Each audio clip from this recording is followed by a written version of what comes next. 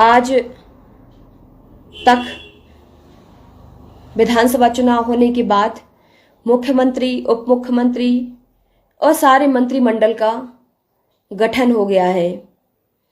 मैं सारे भाजपा के मुख्यमंत्री, उप मुख्यमंत्री या सारे मंत्रिमंडल को बहुत बहुत बधाई देती हूँ। साथ ही हमारे रेहली विधानसभा क्षेत्र में भी भाजपा की जीत हुई। साम दाम दंड भेद सारी नीति अपना करके भाजपा की जो जीत हुई है, उसके लिए भी माननीय गोपाल भार्गव जी जो विधायक हैं, उनको भी बहुत बहुत बधाई और शुभकामनाएं देती हूं। एक रेहली क्षेत्र की जनता को आस थी, विश्वास था, एक उम्मीद थी कि अब हमारे विधानसभा क्षेत्र के अंदर, हमारे पूरे रेहली क्षेत्र के अंदर अकल्पनीय और अभूतपूर्व विकास होगा। उम्मीद इसलिए थी क्योंकि लोग सोच रहे थे कि अब शायद, क्योंकि हमारे क्षेत्र के अंदर केवल एक विधायक नहीं बनेगा, एक मंत्री नहीं बनेगा, बल्कि मुख्यमंत्री बनने वाला है। और निश्चित रूप से जिस क्षेत्र का मुख्यमंत्री होता है उस क्षेत्र में विकास होता है, ये सभी लोग जानते हैं। पूरी जो चुनाव की कैंपेनिंग की गई, पूरी जो चुनाव का प्रचार प्रसार किया गया, दीवार लेखन कराया गया, गाने बनवाए गए, जो भी सारी चीजें हुई, जो भी भाषणबाजी हुई, वो सारी केवल और केवल इस बात पर डिपेंड थी कि हमारे विधानसभा क्षेत्र में मंत्री या विधायक नहीं बल्कि मुख्यमंत्री बनने वाला है। कहीं नारे दिए गए कि चूल से भर दे ईवीएम, भैया बन रहे सीएम। कहीं किसी ने कहा कि अब आपका जो एक वोट है वो विधायक और मंत्री बनाने के लिए नहीं, बल्कि आपका वोट जो है वो मुख्यमंत्री बनाने के लिए आप सभी लोग दे रहे हैं। कहीं दीवारों पर लिखवाया गया कि प्रदेश का मुखिया कैसा हो, गोपाल भार्गव जैसा हो। ऐसे कई प्रकार के नारे दिए गए, ऐसे कई प्रकार के प्रचार प्रसार इस तरीके से किया गया। मैं आप सबसे पूछना चाहती हूं कि पूरे क्षेत्र की जनता के अंदर ये विश्वास था, क्षेत्र के जो नौजवान थे, युवा थे, जो बेरोजगार थे, उन्हें विश्वास था कि अब हमारे क्षेत्र में अभी तक विधायक या मंत्री बनने के बाद जो रोजगार के साधन उपलब्ध नहीं हो पाए, परंतु मुख्यमंत्री बनने के बाद निश्चित रूप से रोजगार के साधन उपलब्ध होंगे। हमारे क्षेत्र के अंदर जो हमारी महिलाएं थीं वो भी सोच रही थी कि अब हम बहुत सशक्त हो जाएंगे। हमारे क्षेत्र के अंदर के जो बच्चे थे वही भी सोच रहे थे कि अब हमारे स्कूलों में बहुत अच्छी पढ़ाई होगी, हमारे स्कूलों की स्थिति सुधरेगी। लोग सोच रहे थे कि अच्छे अस्पताल होंगे, अच्छे डॉक्टर्स होंगे, अच्छी स्कूलों में पढ़ाइयाँ होंगी। मतलब सारे लोग, किसान जो हैं वो सोच रहे थे कि अब हमें अनाज का अच्छा दाम मिलेगा, हमें जो खरीदी केंद्रों पर लुटना पड़ता है वो नहीं होगा। गरीब सोच रहे थे कि हमें रिश्वत, भ्रष्टाचारी, कमीशन खोरी का पैसा नहीं लगेगा।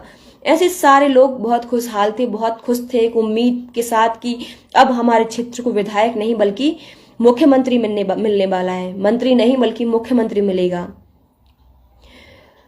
परंतु आज जो मंत्रिमंडल का विस्तार हुआ उसके बाद से पूरे क्षेत्र की जनता में एक हताशा है, एक निराशा है। और इसलिए है क्योंकि उनके साथ छलावा हुआ है, उनके साथ छल हुआ है, बहुत बड़ा छल हुआ है।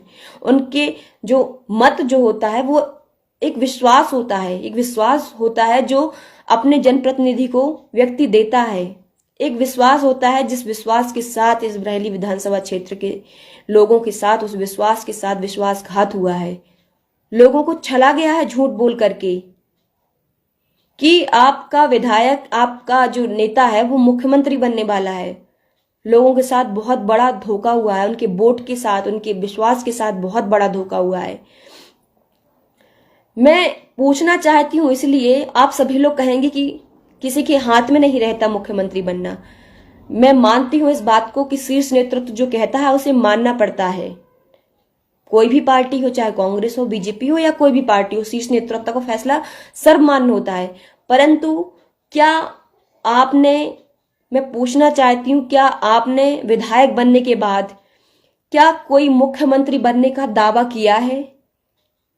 चलो आपने नहीं कर पाया, तो क्या आपके बेटे ने या आपके परिवार के किसी सदस्य ने जो लगातार चुनाव की कैंपेनिंग कर रहे थे वो तो कह सकते थे कि हाँ पिताजी जो हैं वो 8 बार के विधायक मंत्री रहे हैं, इतने वरिष्ठ नेता हैं, तो कम से कम उनको मुख्यमंत्री बनाया जाना चाहिए, कम से कम दावा तो कर सकते थे। परंतु आपने दावा करना भी उचित नहीं समझा। यदि आपने कैंपेनिंग की थी तो आपको कम से कम दावा करना चाहिए था, बनाते या ना बनाते ये शीर्ष नेतृत्व के ऊपर डिपेंड करता है। उसके बाद भी एक लोगों को उम्मीद थी कि चलो कम से कम रेहली विधानसभा क्षेत्र को मुख्यमंत्री या उप मुख्यमंत्री नहीं मिल पाया तो कम से कम मंत्री तो मिलेगा ही, इसमें तो कोई दो राय नहीं थी, क्योंकि अभी तक मंत्री रहे हैं गोपाल भार्गव जी, अभी तक मंत्री रहे हैं। उसके बाद कम से कम मुख्यमंत्री का दावा तो करना चाहिए था, परंतु आपके बेटे ने भी ये दावा नहीं किया, आपके परिवार के कोई सदस्य ने ये दावा नहीं किया कि हमारे पिताजी को मुख्यमंत्री बनाया जाना चाहिए। आज मंत्रिमंडल का विस्तार हुआ और सभी को ये उम्मीद थी कम से कम मंत्री का पद तो जरूर मिलेगा, कोई गृह विभाग, कोई बड़ा विभाग, कोई परिवहन, राजस्व विभाग, नगरीय प्रशासन विभाग, निश्चित रूप से कोई बड़ा विभाग मिलेगा, ये इसकी उम्मीद पूरे क्षेत्र के लोगों को थी। परंतु आज भी निराशा ही हाथ लगी सारे विधानसभा क्षेत्र के लोगों को। मैं ये कहना चाह रही हूं कि आपने मुख्यमंत्री बनना तो छोड़िए, मुख्यमंत्री पद के दावे की बात तो छोड़िए, मंत्री पद तक के दावे की बात नहीं करी। मंत्री पद तक के लिए दावा आपने नहीं किया। ये ऐसा आपने क्यों किया? आपने निश्चित रूप से क्षेत्र की जनता के साथ छलावा किया है और नैतिकता के आधार पर मैं आपसे कहना चाहती हूं, कांग्रेस प्रत्याशी होने की हैसियत से, कि नैतिकता के आधार पर आपको इस विधायक के पद से इस्तीफा दे देना चाहिए।